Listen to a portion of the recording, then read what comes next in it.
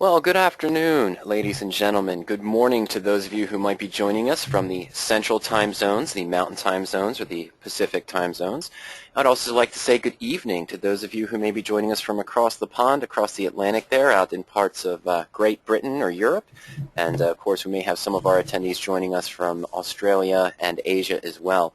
Welcome to today's presentation where Mike Phillips, the head analyst at Power Options Applied, and myself, Mike Chupka, the Director of Education at Power Options, are going to discuss some techniques for ensuring your investments in your portfolios. There are a few ways to do this, and we're going to cover that. You may be familiar with some. You may not be familiar with others. We hope this is some good free educational materials for you to learn how to protect against sudden black swan events, unexpected earnings, just the unforeseen that comes about in these volatile markets that we've seen probably in the last 4 or 5 years. And many of you who have been trading for maybe more than 10 or 15 years have seen other volatile markets as well.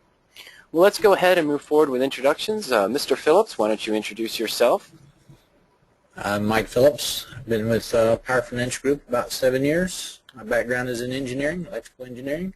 I also have some business experience. Worked for a couple of successful startup companies. Co-authored a book with Ernie Zerner, our president of our company, titled Iron Condor, Neutral Strategy for Uncommon Profit. And Mike, at Power Options Applied, what you do is essentially run different trade folios covering various strategies, covered calls, iron condors, and that's what you've been doing at Power Options for the past 7, 8 years, correct? That's right. Okay. Mike Mr. Phillips also handles a lot of the blog articles, some of the blog articles that are written on the Power Options blog, as well as other articles that he's published in different online magazines as well. Now, many of you might be familiar with me. My name is Mike Chupka. I'm the Director of Education here at Power Options. I handle a lot of the different education on the site. I've been with Power Options for about 8 years. I host various live seminars for different investment groups across the country. I've also co-authored 2 books with Ernie, one on naked puts and one on protective option strategies, looking at the different forms of married puts and collars. We'll be talking a little bit about both of those today, as well as some of the unique setups that Mr. Phillips uses for the Power Options Applied portfolios. For those who aren't familiar with what Power Options is, Power Options is a patented suite of search and analysis tools designed for self-directed options investors. We have tools that support over 23 different strategies to help you search, analyze, compare, and powerful portfolio tools to help you track, manage, and adjust those positions as well. So that's who we are, and we want to jump right in now and go into the presentation here for insuring your portfolio. Mr. Phillips? Okay. Well, the problem is the stock market is very volatile. Anybody want to disagree with that? That's been investing in the last few months, last couple of years, last decade. We've seen technology bubbles, housing bubbles, credit crisis, politicians get involved. So all of these can cause the market to be very volatile. It can cause a lot of indigestion for investors. Now, the conventional approaches for investing is someone does some research, and the Warren Buffett style, and they find a company they like and they buy and they hold it forever, and maybe they diversify. Maybe they pick 20 different stocks or 4 or 5 or how many they're comfortable with. And this is a strategy that works pretty well if for most cases. If you have a singularity, an event like an Enron that goes bankrupt or a WorldCom, this diversification and research and all this will go a long ways to preventing you from getting hurt. I mean, if you have 20 positions and you put 5% of your capital in each position, and one of them goes bankrupt, well, you're only down 5%. You can recover from that.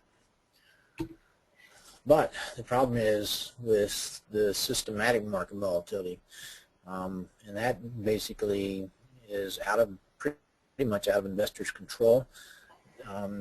When the stocks go down, they pretty much all go down. There's a few exceptions, but those are pretty hard to find. Yeah, diversification in 2008 really didn't help a lot of investors, did it?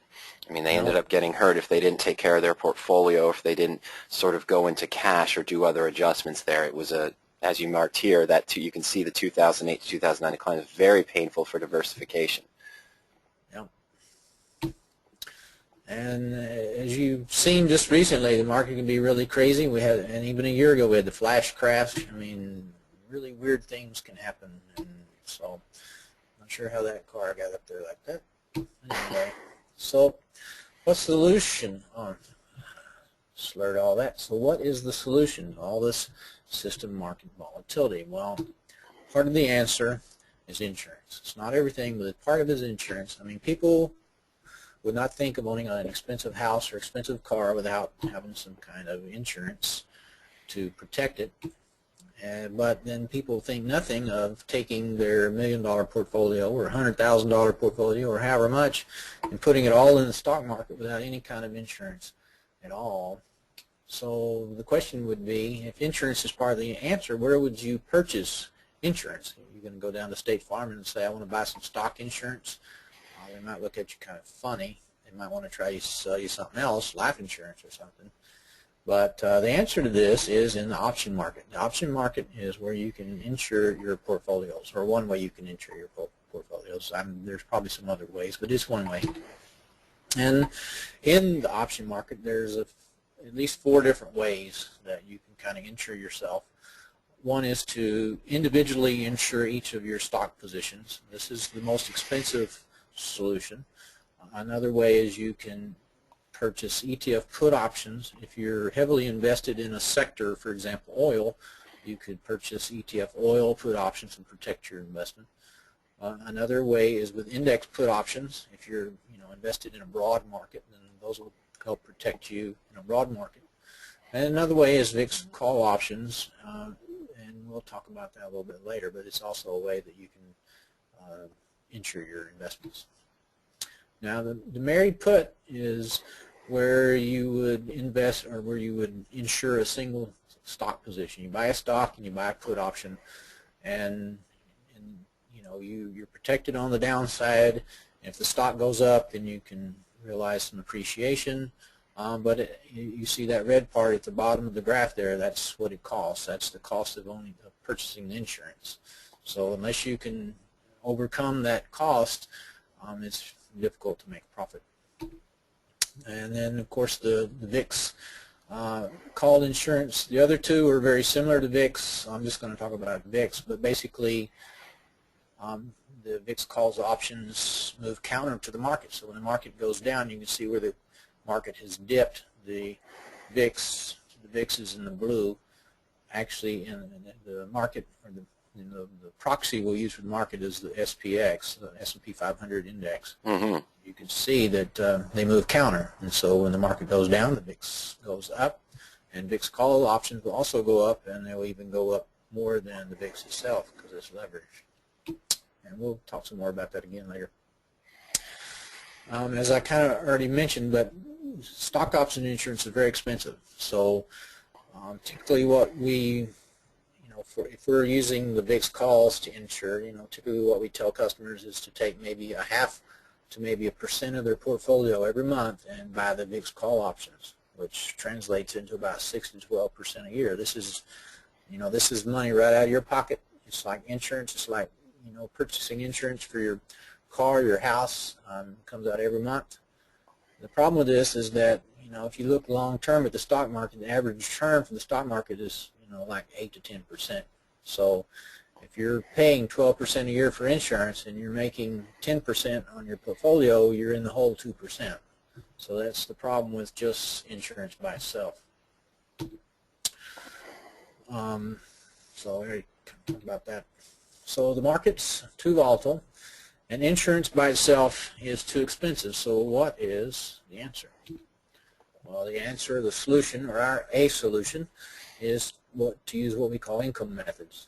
And basically we use stock options for generating income, and then we take part of that income that we receive from the stock options income methods to purchase insurance for protection. Now some example income methods are the covered call, which we'll talk some more about that later, the naked put, and then also spreads. I do want to caution you on spreads is not to get too deep on spreads. We generally recommend people limit their exposure to spreads. If you take a small part of your portfolio for spreads, and you're kind of diversified, then spreads are fine. But if you get too leveraged in spreads, you could really lose basically all your money. So be careful. Yeah, in general, Mike, on the power options applied on your iron condor trade folios, your general suggestion, I believe, is only 15 to 20% of your tradable capital should be in the iron condors or in the spread positions at any given time at the max. Is that correct? Yeah, typically I say 10 to 20%.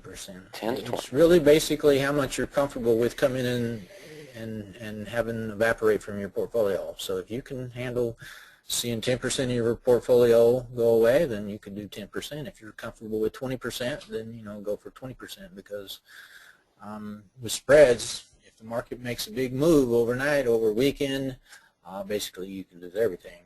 Yeah, you're at that full loss before you can make any transactions. We have some ways that we manage positions even when they get into trouble, but you really have to be pretty sophisticated in order to manage those positions. But if some of you get in, are into spreads and you get into trouble sometime, give us a call. We can give you some. We can't tell you what to do. We're not registered investment advisors, but we can kind of give you some options and things to think about, and maybe you can get your position where it's not underwater anymore. Sure, we can walk through the math with you, discuss some opportunities or options, for lack of a better term, as Mike stated, to help you protect or hedge the position or maybe adjust the position and give you some ideas of what might be possible, but it's still based on your personal risk-reward threshold as to what kind of steps you'd want to take next for your personal account. But we'll walk through the math with you and discuss some opportunities on that as well. Now, sometimes, of course, Mike, you and I have had phone conversations where a customer has called up and they have a stock, maybe they bought at 50 and it's now trading at 15, and they want to know what they can do to protect their position or earn income. Well, there's some situations that there's just no answer for, unfortunately. Yeah, especially when someone has purchased or sold a long call or something, a naked call, and they're in trouble. Usually there's not much we can do for that, so be careful out there. That's right. Now, we're going to talk about a couple different ways, as we mentioned, that you can protect your portfolio. Mike had just mentioned the cost of insurance and how to offset that with the income methods. The first kind of general setup we're going to talk about is the married put, straight insurance for your underlying stock positions. And what we're going to do here is we're going to look at the insurance first and then look at the income that can be generated afterwards, potentially. When we get into the VIX calls, when Mike starts presenting that and talking about the insurance on the ETFs, typically he's doing a strategy where income has already been generated and you're taking some of that income to help with the insurance. But the married put, we're going to do it opposite. We're going to insure our position first, just as we would if we bought a house, and then we're going to look at ways that we can increase the value of that over time using these different income methods. Now, the married put or protective put, what we're going to look at is we're going to buy shares of stock and we're going to buy a put option. We're going to do a one-to-one setup. So if I have 100 shares, I'm going to buy one put option. And if I have 1,000 shares, I'm going to buy 10 put options. Shares of stock are directly insured by the put contracts that we purchase. The put option gives us a right to sell our shares of stock at a set strike price anytime between now and expiration. It's a guaranteed exit. We're always guaranteed to be able to sell our stock at that price, the strike price of the put that we buy, but we have to pay we have to pay for that right, of course. It's not as fickle as a stop order. Many of you may have traded stock and put in a 7 or 10% stop order. The stock gap's down 30%. You unfortunately don't get filled at only that 7 or 10% loss. You get filled at the worst possible price, that 30% decline. So we pay a little bit extra for the put, but that's because we're guaranteed the exit even in the worst case scenario. And then after we set up our insured position based on our personal risk threshold, we're going to use income methods to then lower that cost of insurance to pay for the cost of insurance after the fact. Okay? Mike, can you move to the next slide for me, please?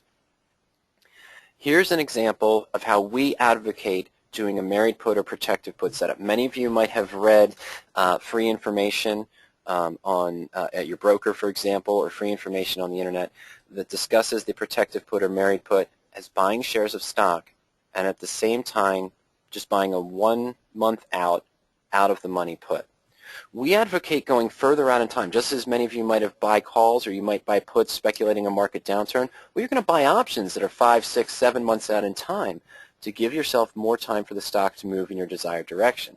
Plus, options investors know that if I'm buying further out in time, yes, I'm paying more cost, but I'm paying less per day for the long call premium or the long put premium. That's why when we sell options, we want to sell shorter term. When we buy options, we want to buy longer term. So what we advocate doing is actually buying an in-the-money put and far out in time. This is based on the radioactive trading techniques developed by Kurt Frankenberg. Here's just a base example of a married put position. This was from August 17th, but the prices are actually really close today. So we might buy shares of ABX Barrick Gold at $50.61. At the same time, we're going to buy January 2012. It's about 145 days out in time right now. 55 put, so it's about $4.40 in the money. With stocks at 50.61, we're buying a 55 put, and we're going to pay $720 per contract, or $720 for one contract. This would make our total invested into the position $57.81. But remember, we have a guaranteed exit of 55. If I entered this position today and Barrick Gold dropped 45% tomorrow morning, I'm still able to sell to close my shares of stock at 55, so we'd only be risking 281, or 4.9% of our total investment. And we can go to the next slide, Mike. All right, now as you can see, we're going to show a graph in a minute. It's a limited risk position. We do have unlimited upside profit potential.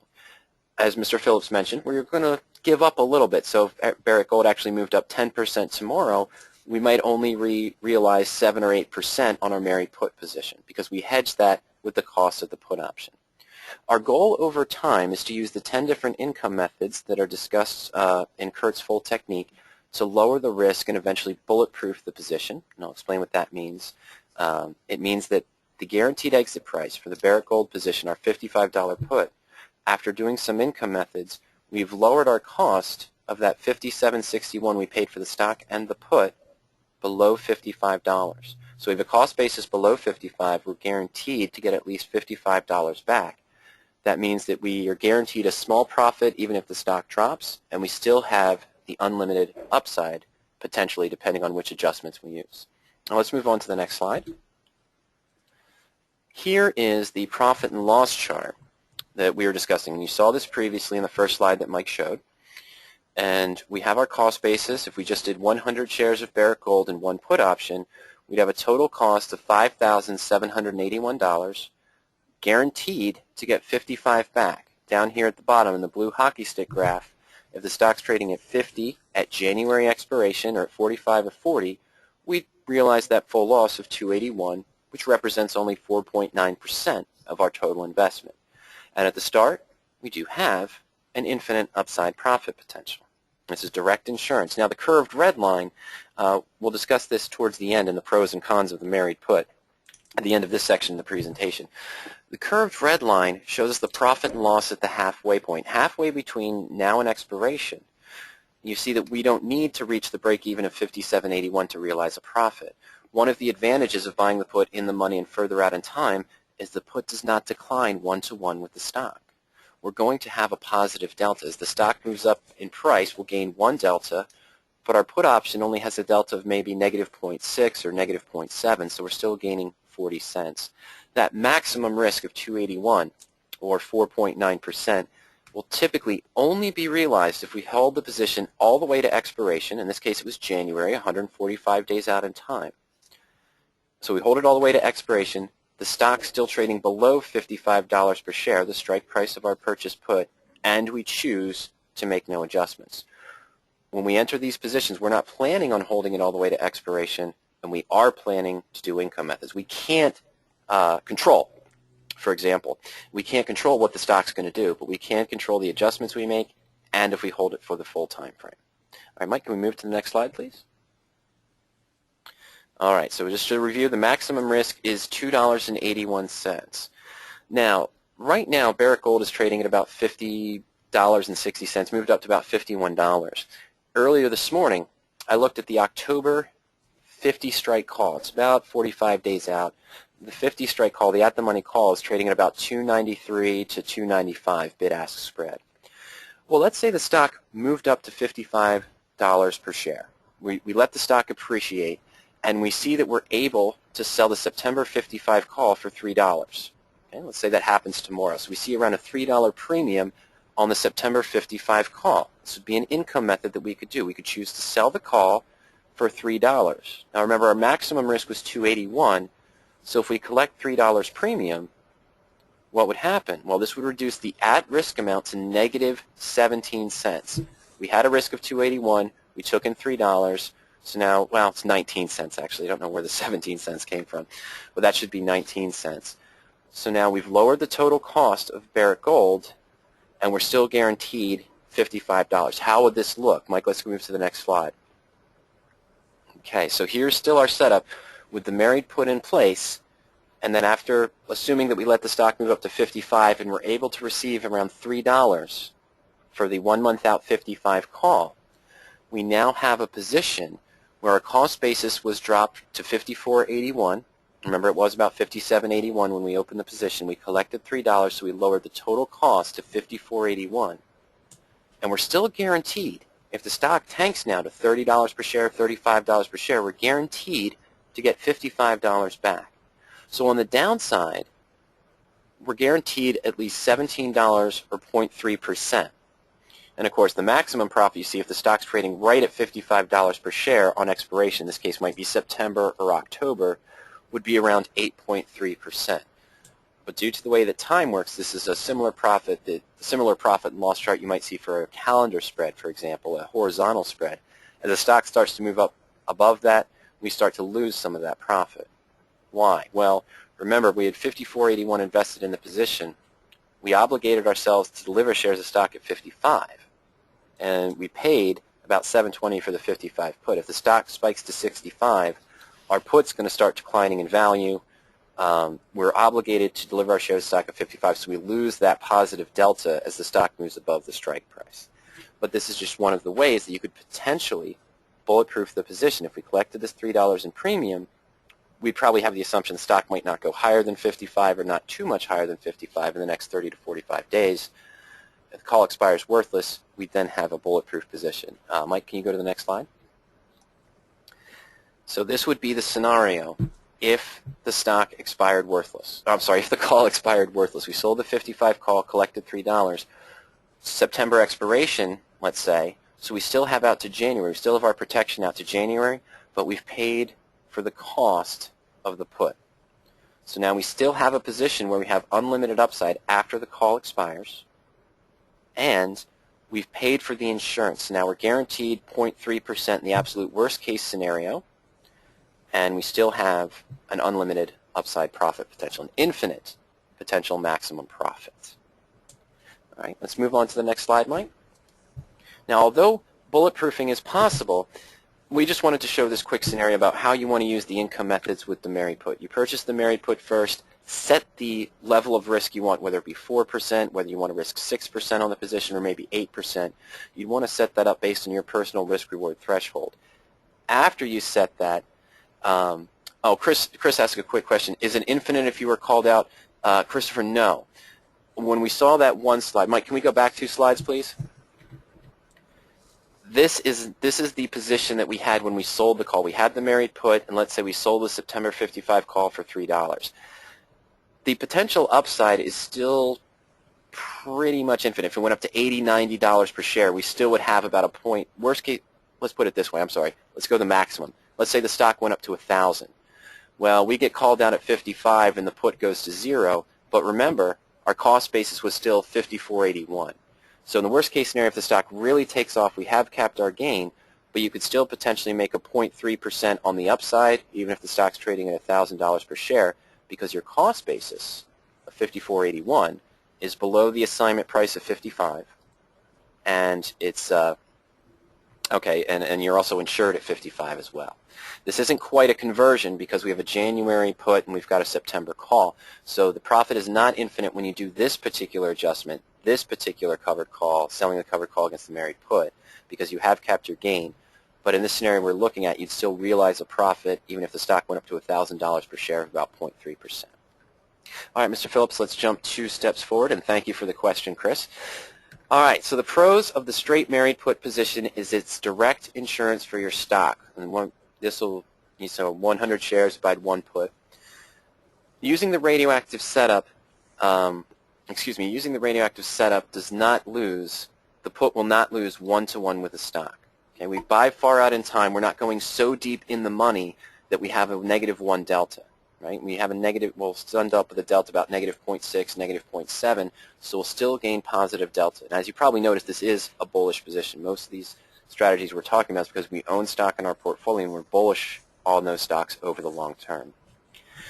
Now, there are 10 income methods that are discussed in the blueprint. That's Kurt's full work, the blueprint, that discuss lowering the cost basis. Some of those, such as income method number 1, or actually only a couple of them, such as income method number 1, will sort of cap your gain on the upside when you're using it to adjust your risk. There are other income methods that you can use that will not cap your upside. You can still generate a premium against the position using spreads or other adjustments that won't cap your upside. Still give you that infinite upside profit potential, but will lower your risk. And you can read more about that at radioactivetrading.com. And on power options, of course, if you go into the Married Put menu and you go into the search tool, Married Puts, of course, are one of the 23 strategies we support. We do have the default search criteria that we advocate to identify these types of Married Put positions where the put is maybe 10, 12, 15% in the money, but your risk is only limited to 5, 6, or 7%, and you've given yourself enough time for the stock to appreciate. So it's one-to-one insurance, and we're not losing one-to-one. Remember when we saw at Barrick Gold, our at-risk amount was about 4.9%. This isn't like driving a car off the lot. We're not down 4.9% when we open the position. In fact, if I opened a Married Put, and as soon as I opened it, I decided, wait, I don't like this stock anymore, something just changed, I could liquidate the stock in the put, and all I'd be risking is the bid-ask spread on the put option itself. I'd only lose maybe 5 cents or 10 cents on the position. All right, Mike, let's move forward. What are some of the cons about the Married Put technique? And yes, many of you know that I trade the radioactive techniques in my personal account. About 60% of my trading capital, 50 to 60%, is involved in the Married Put positions, the RPM positions at Radioactive Trading. But there are some cons to this. I'll admit that openly. As Mike showed in the beginning, it may prove costly to insure every stock position in your portfolio. We saw that when we bought Barrick Gold, we were paying about $50 for the stock, and we were paying about $7 for the put. Now, we're really only risking 4.9%. We're only risking the time value. But to insure every stock position, I have 15 or 20 stocks, I might be having to pay about 4.5%, 5.5% of time value to protect each position. That may prove costly. And then, of course, it's just like having 15 to 20 covered call positions or 15 to 20 spread positions in your portfolio. It requires management of each position. Some days some stocks might be up, and you might want to make an adjustment by selling the call, one of the income methods we just saw, or maybe doing something else to the position, a spread, or adjusting the put. But you have to manage each position. And not every position will become bulletproof. The example that we showed with Barrick Gold was just to give you an idea of what's possible. In general, my personal experience usually takes about 2 different adjustments, maybe over a 2-month period, to get to that bulletproof status if the stock's doing what you want. Stock's not always going to do what you want, though, and that's why, of course, we're using insurance. I don't know. I can do my research and analysis, follow a stock, and say, I'm expecting the stock to move up 4 to 10% in the next 30 to 45 days, but that doesn't help me. Okay, that might not work. Okay, I want to adjust. I know I'm taking a little bit of time here, Mike, but I need to adjust this, okay? Wayne just wrote in and said, the stock plus protective put is identical to buying a call. Please contrast that. No, Wayne, it is not. Mike, can we go back about 4 slides, please, to the original profit and loss chart of the Married Put position, Barrick Gold. Okay. Now, what Wayne is arguing, I'm not saying arguing, that's the wrong term, Wayne, I apologize. What Wayne is commenting on is that in this setup, I was buying the January 55 put for for $7.20, so my total cost was $57.81, so I'm only risking $2.81.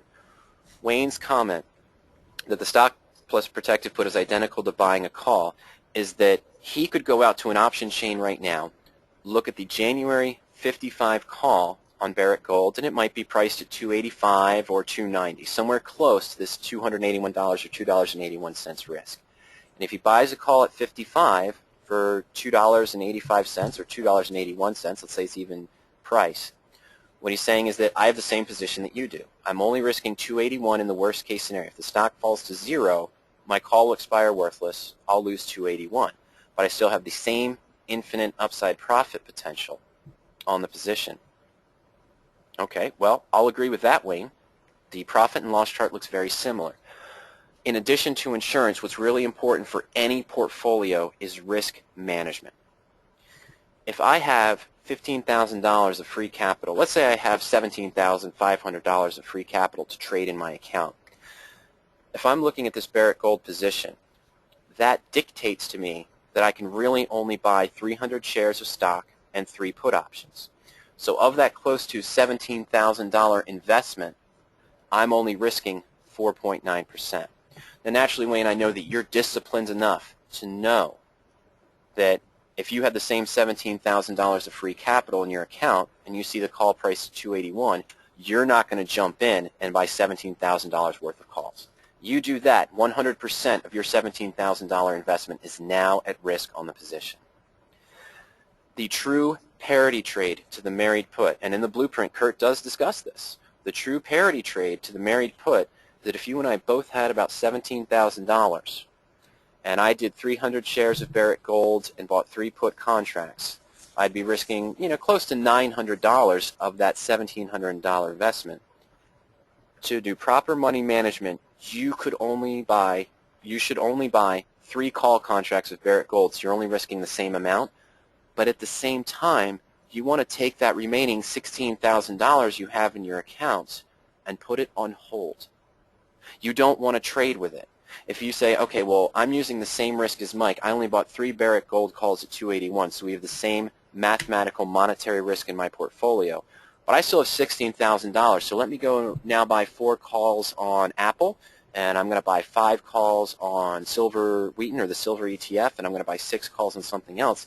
You're now risking more of a percentage of that $17,000. If the market turns, you're probably now risking closer to 60 or 70% of that investment. That $17,000 you had free capital, I'm still only risking 4.9%. If you're disciplined enough, Wayne, to only buy the 3 contracts or the amount of money you'd want to risk and put the remaining money aside in your account and not trade with it, yes. The married put, as we're showing it, is a parity trade to buying the call and keeping the rest of the money you would use to buy shares of stock on hold in your account. The minute you start investing in other calls with that remaining capital, you're now risking more of that capital, and it's not proper money management. You're taking too much risk of your portfolio when you do that. Okay? Hey, Mike, there's another big difference also between the married put and the long call, and that is that for the married put, you're purchasing the stock, and so if the stock pays the dividend, then you receive the dividend. And if you do the long call, then you don't receive a dividend. That's exactly right, Mike. Thank you for pointing that out.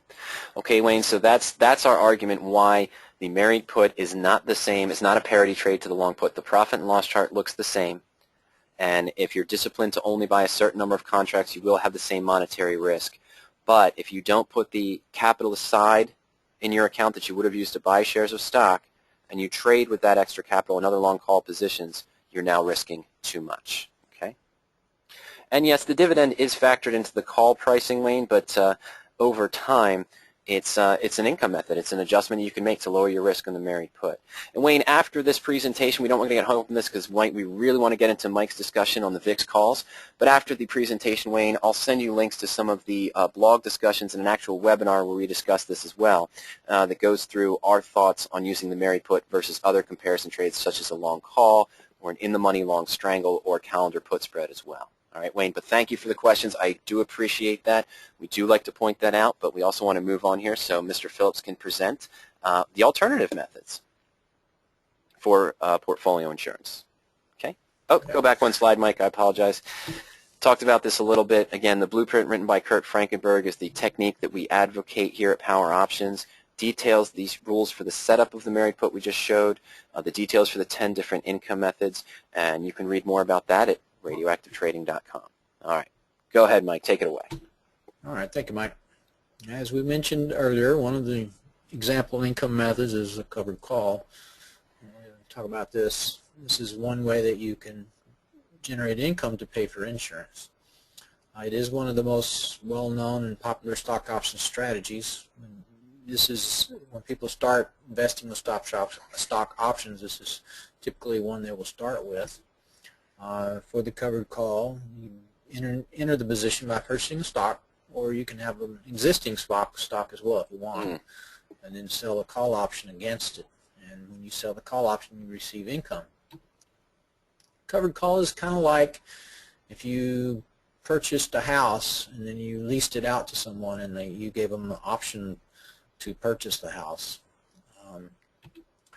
Covered call, this is the profit loss for covered call. It does have a capped upside potential, and that is kind of, sometimes that's one of the things that people knock the strategy for, that they say, well, this upside is limited, the downside is not. But through management techniques, and we'll talk about this some more, you can actually increase that cap, manage that cap. One of the nice things about the covered call is it does have some downside protection. So even if the market goes down maybe 1%, or maybe your position, whatever, goes down 1%, then you can still end up with a profit. And this is, as I mentioned, when we manage calls, we can roll them. We can roll them up and down and out in all kinds of ways. And so we can change that upper cap and make it different. Now a collar is basically a covered call, and then we purchase a put to go along with it for protection. And a collar is kind of like that house that we bought and leased out, but then we buy some insurance to protect it. And this is the profit loss diagram for a collar. Now, in general, Mike, what this is showing here, standard collar position, what I like to refer to as a standard collar, is, this one here, you have a limited loss. You have a guaranteed exit price, a hockey stick chart, and you have the capped gain from the covered call sale, and you still generate positive premium. The reason why this plateaus down on the limited loss is most of the times we look at these standard collars as the call and the put have the same expiration month. That earlier position we saw in the married put, that we had the long-term put option and a shorter-term call, why that was skewed was because of the difference in time.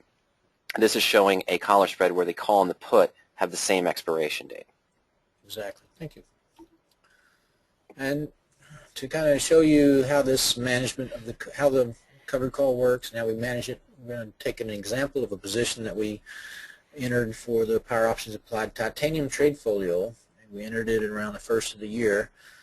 The titanium is the trade folio. We enter covered calls for stocks. We generally add 2 to 8 new positions per month. We typically try to keep the number of open positions around 20, so that people can diversify their portfolios. You don't have to do 20, but if you've got a big portfolio, it's a good idea to split it up. For the titanium search, we use our sister website, Power Options, to find the positions. And we typically look for companies in the S&P 500, high-quality companies. Sometimes we'll do NASDAQ 100. We look for companies in the uptrend. We look for companies that have taken a dip. When you're investing with blue-chip, high-quality companies, you really want to get in on a dip. You don't want to get in when they're peaking. You'll be a sad person. But this is showing how we can set up Power Options to select the S&P 500. And this is showing how we select to find positions that are an uptrend. So we look for positions where the 100-day moving average is greater than the 200-day moving average. This is a screen that of our search where we didn't set a Bollinger Band constraint, and I'll show you why we do Bollinger Band in just a minute. And these positions showed up, and one of the ones that I want you to notice is coal. You can see it's kind of buried down in here. It's not at the top of the list or anything. So what we like to do is look for positions that have taken a dip, and the way we do that is we use the Bollinger Band constraint, which is you can set with Power Options. You can set that parameter. In this case, we set it for 5. Yeah, and then this is looking at the this is actually a little bit different. You're looking at the percent bandwidth here to be less than 5. That's I think, I apologize, Mike, I think you might have grabbed the wrong screenshot. Do you have the chart of the Bollinger Bands there on a stock chart? Yep. Okay. Yeah, what I want to show you is what you were doing, I think, is you were setting the percent BB20 to be around 5%. Yeah. Yeah, not the bandwidth. The bandwidth is the range between the upper and the lower band. But what Mike was doing by searching for positions that had a Bollinger Band, were in 5% of the 20-day Bollinger Band, he was looking for the positions that were currently trading near the bottom band. And as you can see, what usually happens when you hit the bottom band, it bounces off of that a little bit. You get a little rise, and then you get a little rise, and it might retest it. And that's what he was looking for with a filter for the percent BB20. I just wanted to clarify that very quickly, Mike. I apologize. Sorry about the confusion on that, but yeah, we set that constraint, and when we do that, then we can see that Kohl's pops up at the top. So we know that Kohl's has taken a dip, and we know it's in an uptrend, and it's an S&P 500 company. So then we can look at the chart, which we already looked at, but you can see it's near the lower Bollinger Band. It's also near its 200-day moving average, which we like as well. Another thing about this position is we like to enter positions that are near a previous support level. You can see that it's near its previous support level. So this is a profit loss diagram that we got right from the tool. It shows how much the potential profit is. So we entered the positions for the titanium, and we purchased the stock for $52.03, and then we sold the February 52.5 call for $1.37. That's where we generate our income. Now this position had an unchanged potential return of 2.7%. That's basically how much return the position would make if at expiration if the stock price was unchanged. It had an assigned potential return of 3.6%. This is how much the position would make if the stock were called away at expiration, and it had a time frame of about 40 days. Now we want to also consider, we talked about the caller, what if we had entered a caller? And so what we could have done, we could have entered the covered call, then we could have purchased a put option for Kohl's, a February 50 put for 75 cents. There's some other ones, but we just picked that one as an example. And this position would have an unchanged potential return of 1.2% and an assigned potential return of 2.1% with the same time frame. However, now the maximum risk is 2.7%. So we received some income, and then we insured it. I want to say something about this, that slide real quick, if you could go back one. This is a common, if I looked for a collar set up from scratch, this is the type of ratio I've seen. I trade standard collars as well, and I've never seen one that's a 1-to-1 ratio. A lot of times the positions I look for might have a potential of maybe 3% return if assigned at the onset, but you're going to be risking 5 or maybe 5.5%. It's really hard to find a 1-to-1 ratio. And what's really important, or the other part that's important, is that we did give up 1.5% of your potential profit. If you were signed just on the covered call, Mike, it would have been 3.6%. But by giving up 1.5%, you guarantee that you can't lose more than 2.7% on the position. And that shows how expensive this insurance can be when you're trying to, especially if you're trying to insure an individual position. Exactly. That's what this chart shows. That basically, as Mike says, we didn't lose, but it cost us 1.5% of our profit to do this insurance. But for the covered call, our max risk is 100%. But now for the caller, it's 2.7%. So if the stock suddenly tanked to $1 per share for whatever reason on the covered call, we would have been risking just about 100% of the investment. Even we hedged it a little bit from the stock price based on the call premium, but we've given ourselves a floor, paid 1.5% for that floor, but we've given ourselves a floor of what we're going to lose in the worst case scenario. That's right. Now we're going to show you how we manage a position, or one way we manage a position. In this particular position, on February 17th, we'd been in the position for a while, and the time value, we're not going to talk extensively about time value today, but it's basically your profit. And the time value had gone very small. There wasn't much time value left, and so we decided to roll it. And we decided to roll from February to March, same strike. And when we did that, we took in a net credit of 90 cents. So that's our income, our profit. Now, once we do that, we have an assigned potential return of 5.4%. So we significantly increased our potential return by managing the position. Also, on March 7th, the Kohl's paid a dividend at 25 cents a share. So that makes it, as we mentioned earlier when we were talking about the difference between the married put and the long call is that, in this case, when you own the stock, sometimes you can receive a dividend if it's a dividend-paying stock, and it can help you increase your return. Yeah, it's a form of income method. You're lowering your cost basis, and also helps you pay for the insurance that you might use consistently or continuing on with the position as well. Yeah. Now, at March expiration, on March 18th, the closed position was in the money, so the stock was called away, and our return for this position for the covered call was N plus the dividend was 5.9%. If you'd have just taken and purchased the long stock by itself and received the dividend, you would have made 1.9%. So by doing the covered call, we actually picked up an additional 4% of return over what you could have done with just buying a long position. Now, this doesn't happen for every position. This is, an example.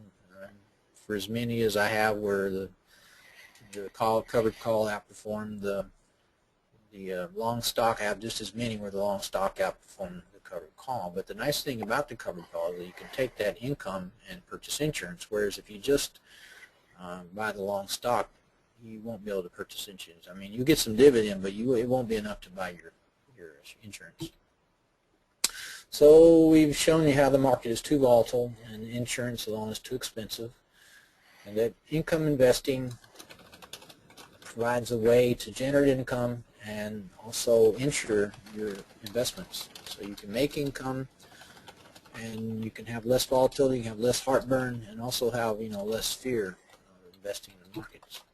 Mike, real quick, I have a question for you. This is Mike uses his own techniques when managing the positions in titanium, and palladium, I believe, is the sometimes collar portfolio on ETFs. But John wanted to know, when you showed the roll for the call, why at the same time did you not decide to roll the put as well? Well, in this case, we're not doing the put. We insure. We don't do individual stock insurance for titanium, and the reason is because it's very expensive.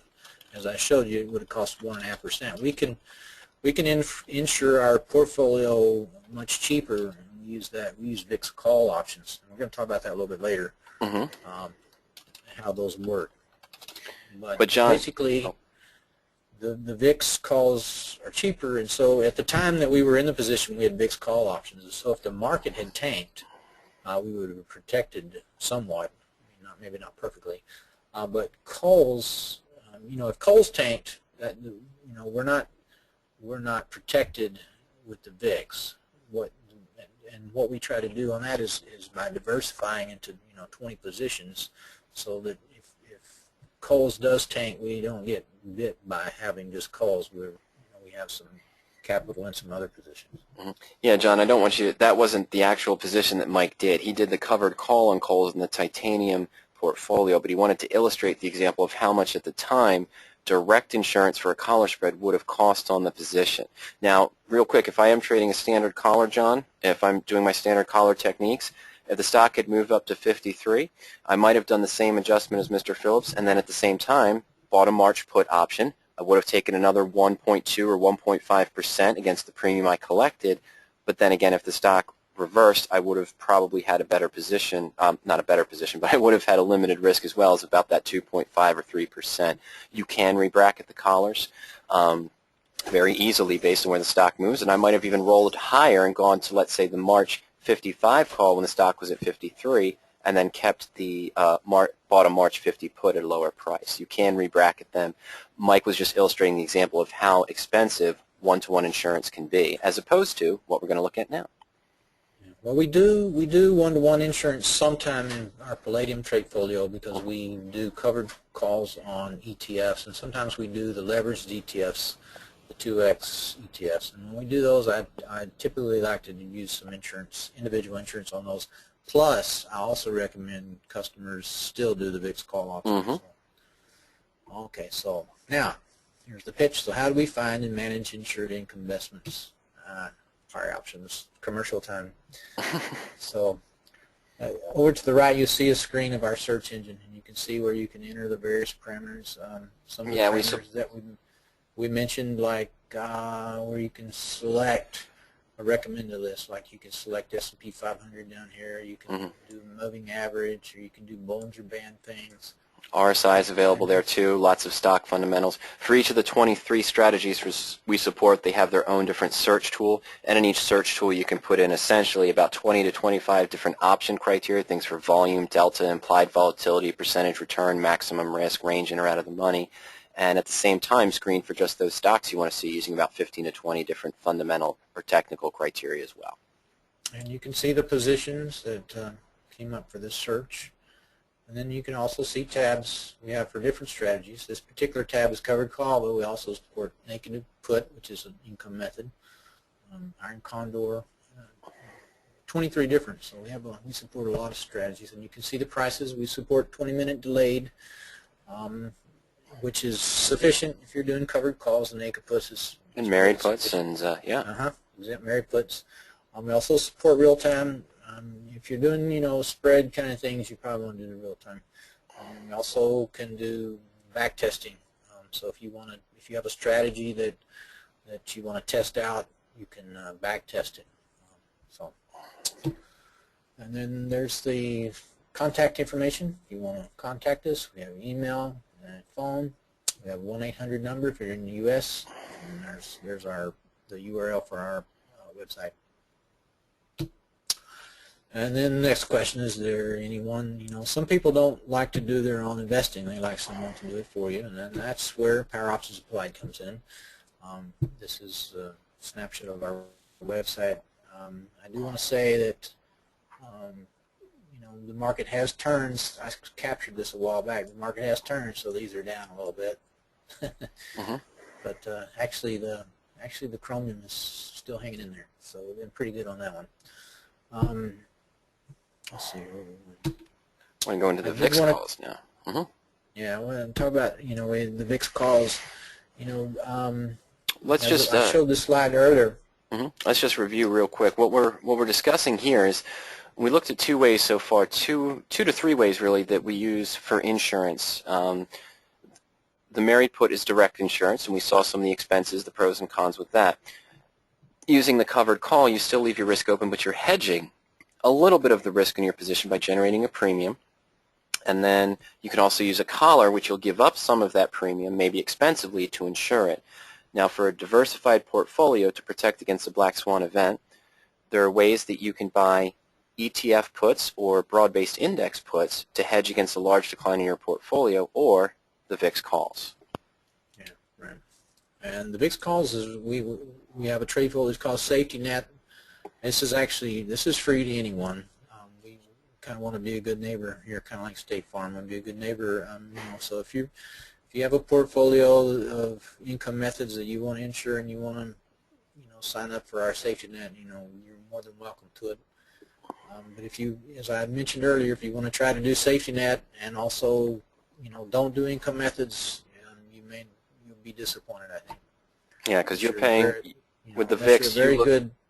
Unless you're a very good stock picker. Remember that first slide, Mike pays about 0.5 to 1% of his portfolio each month on those VIX calls. And we saw that the direct insurance on a collar might be 1.2 to 1.5%, or 1.5 in that case.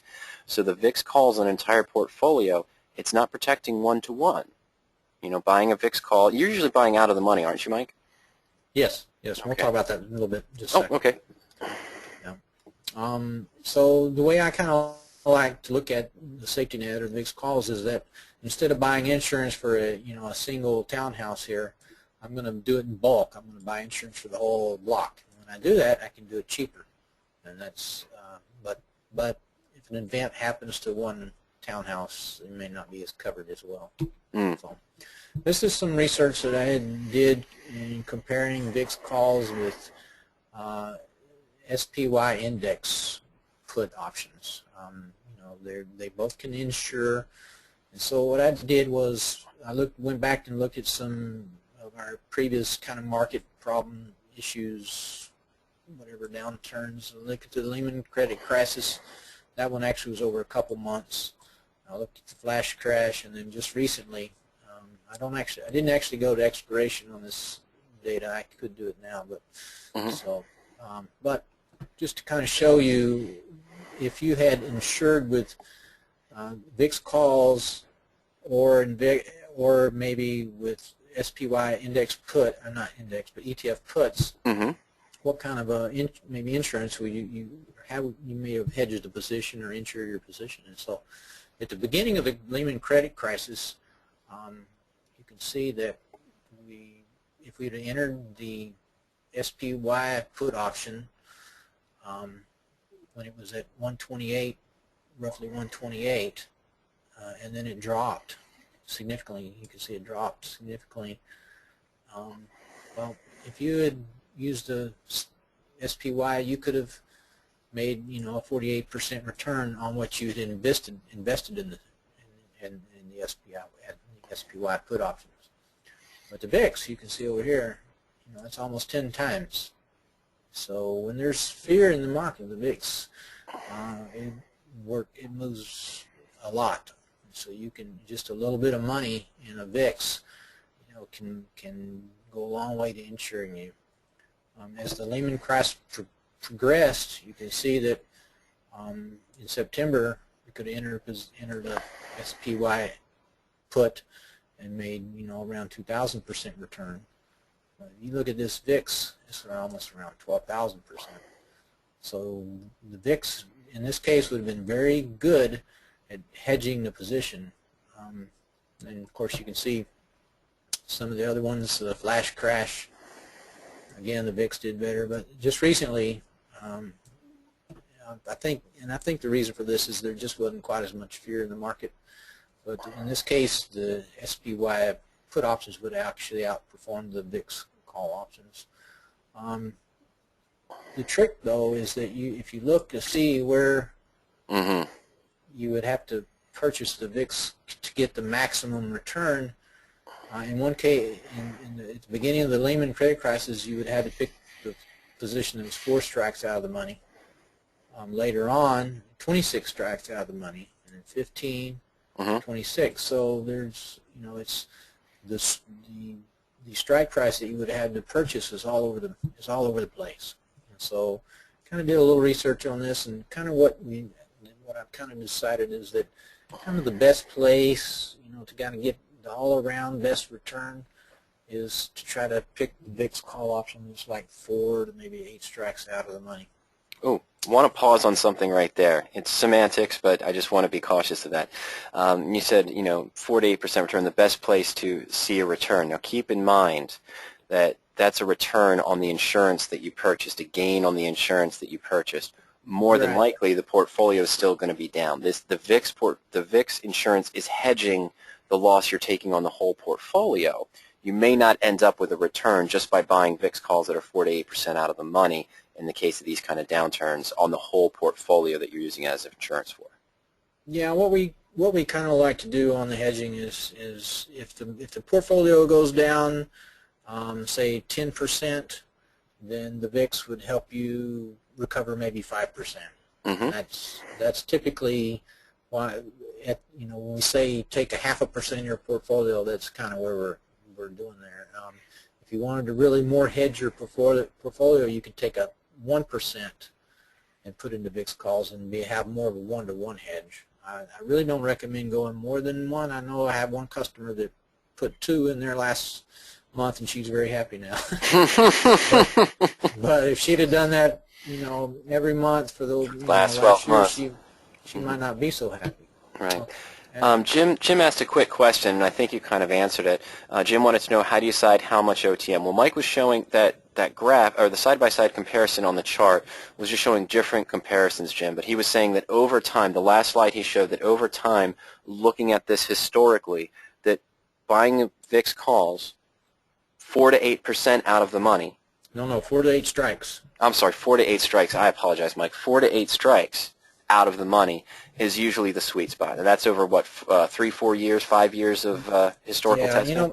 We don't really have a lot of data, and we don't have a lot of events, so the data is kind of slim. And so that I'm just saying that if you pick a position, 4 to 8 strikes, you'll be okay. You may not get the max, but you'll be okay. And, an alternative to that is you might buy one that's, say, I don't know, 4 or 5, take half your insurance and do one that's maybe 4 or 5 strikes, and then pick one that's maybe 20 strikes out of the money. Split it up a little bit.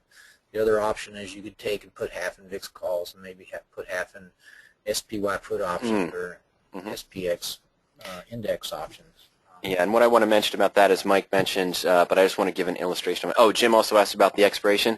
This was talked about at the beginning of this part of the section. Jim, for the safety net, Mike's going month by month and averaging about 0.5 to 1% cost using these VIX option as a hedge against the black swan event or the catastrophic event. So 30 to 45 days out, Mike, typically? Or less. You want to be short term on the VIX because the short-term VIXs will move very quick, whereas if you pick a longer-term VIX, it won't move very much. And so you really have to do, if you're going to do VIX, you have to do it month to month. All right, and before we, go ahead, Mike. But if you if you really don't want to do it month to month, then you could do an SPY put option or SPX index option, and you could maybe go out 3 months or something. You could do something like that. Yeah, the longer-term VIX calls do not react well to shorter-term trends. And the other thing that I've found is that when you do get into VIX, you kind of want to take the expiration if you can. You might want to roll it a little bit, but you'll make a better return if you take it to expiration. I actually rolled it out and didn't do very well this last downturn. My customers did all right, but I think I could have done better. But I'll know. I'm still learning on this safety net, but I'll get it. One other quick thing before we talk about some of the titanium stuff here is that Mike had mentioned this about that the townhouse example where you're protecting the block, you're protecting your portfolio with the VIX calls or the index options. Now, some of the downturns about not necessarily using the VIX, but about using the broad-based ETF puts on SPY or QQQ or the index puts is, let's say I'm heavy in NASDAQ stocks or tech stocks. I've got Google, I've got shares of Apple, I've got Adobe, I've got other tech stocks in there.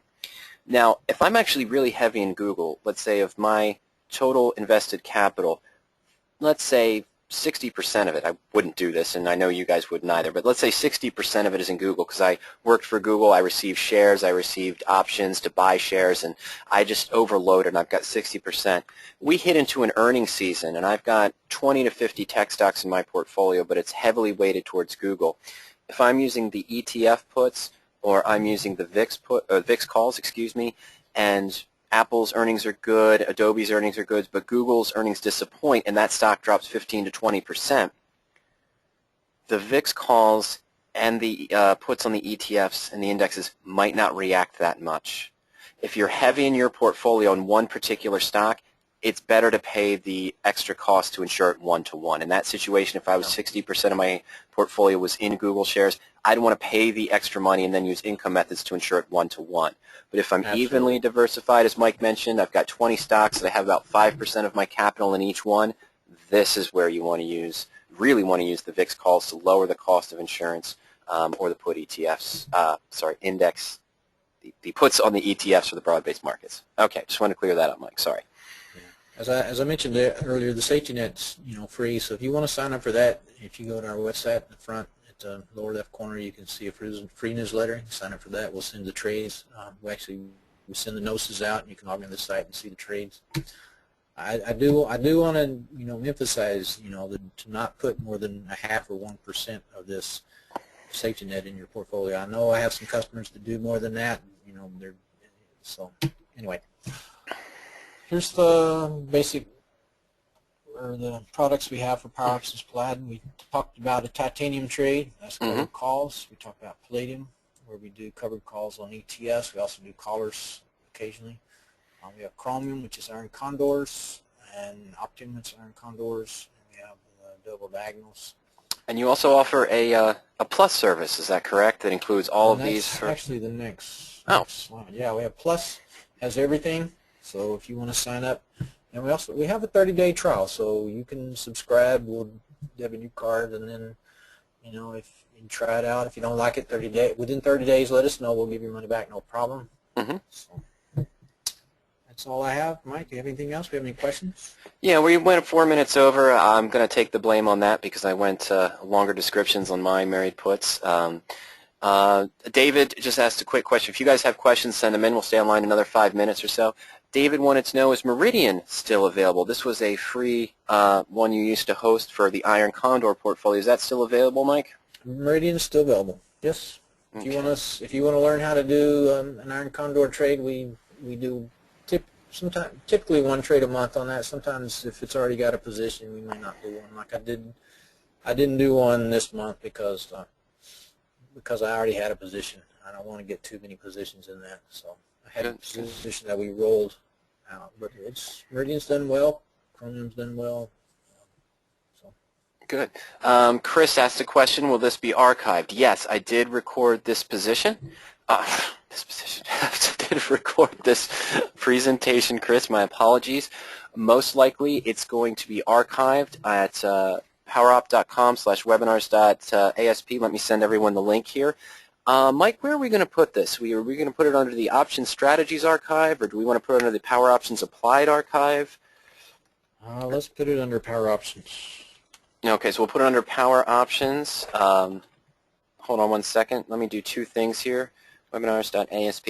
I'm sending everyone a link right now, www.poweropt.com/webinars.asp. I'm going to make myself the presenter very quickly. And what I want to do here is, it's going to be a quick changeover, ladies and gentlemen. But this is the webinars page on Power Options. You can access that through the Learning Center, but the public link is right there, poweropt.com/webinars.asp. I hope to later on this afternoon we'll have it plugged into the Options Strategies archive here, where you have other discussions on weekly options, parity trades, vertical spreads, protective option strategies as well. We'll have our stock insurance presentation archive there for you, hopefully later this afternoon. Jim, real quick, let me go there. Jim wanted to know, what is the URL for the free safety net? Go to oh, now you're looking at a blank screen.